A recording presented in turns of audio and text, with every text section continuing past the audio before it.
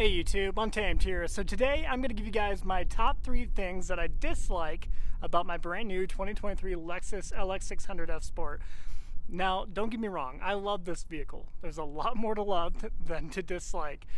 But I am a firm believer that there is no perfect vehicle out there.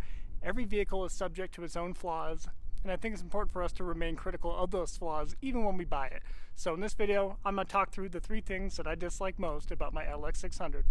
Now, when it comes to the overall design of the vehicle, I think Lexus and Toyota really knocked it out of the park. My first dislike, though, is out of all the design components and elements of the vehicle, you think they would have at least continued on with the split hatch out back. So I hate the fact that they got rid of that. I mean, that was a huge benefit of all the Land Cruisers of the past. I've had an 80 series Land Cruiser, I've had multiple 200 series Land Cruisers, like my Heritage Editions that I've had.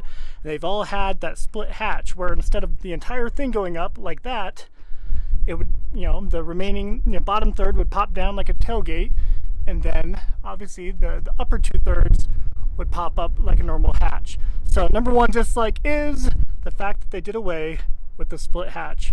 Now, my second dislike, I'm a little surprised by, to be honest with you guys, and that is the power delivery. And I'm going to demonstrate here in a second. When we look back at the previous generation Land Cruiser, the 200 series that I had, it had a 5.7 liter V8.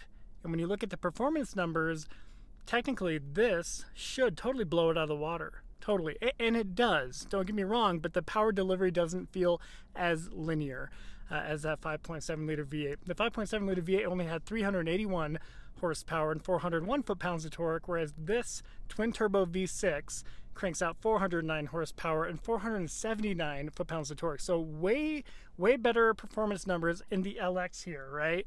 Way better. But the delivery just feels a little choppy. And I kind of expect that being a twin-turbo V6, but I don't know. I was hoping it was going to be a little bit better, if we're being honest with each other. So we'll pop out here.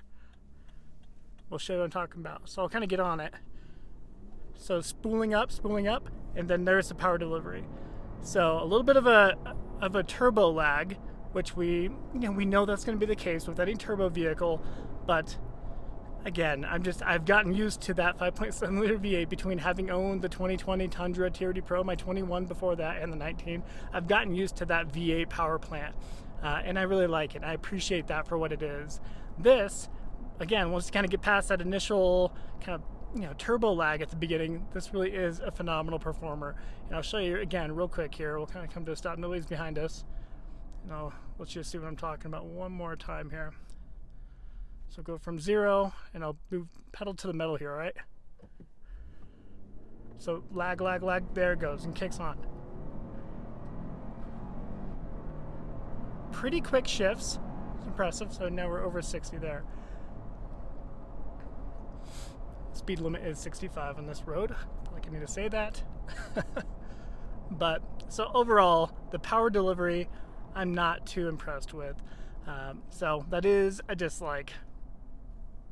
My third and final dislike would be the fact that it does not have a Toyota badge out front. And I know that's silly and superficial to say, but even as I talk to people and I tell them what vehicle I have, I don't enjoy saying I have a Lexus versus I feel almost too bougie saying that, right?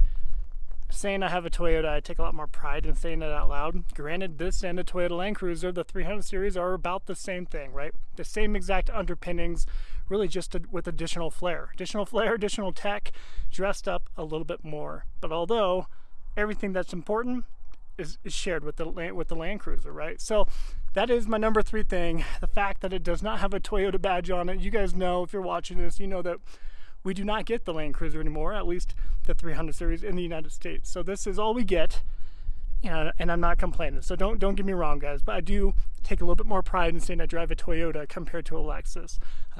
And it's as simple as that. And I'll show you the interior, kind of remind you, there's a lot going on. There's a lot of tech involved in this Lexus here, and I'm not really used to that. I am used to a little bit more simplistic interiors.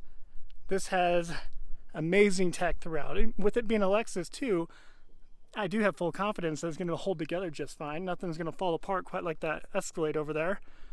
So I do have pretty good confidence in it overall, but having the additional bells and whistles, dual screens right here, it is a lot. It's a bit much. So more than what I'm used to. I still love it, but simplistic is often a better thing in my eyes. So there you have it, guys. Those are my 3 dislikes on my 2023 Lexus LX600 F Sport. Let me know if you think I missed something. Appreciate you watching as always. Till next time.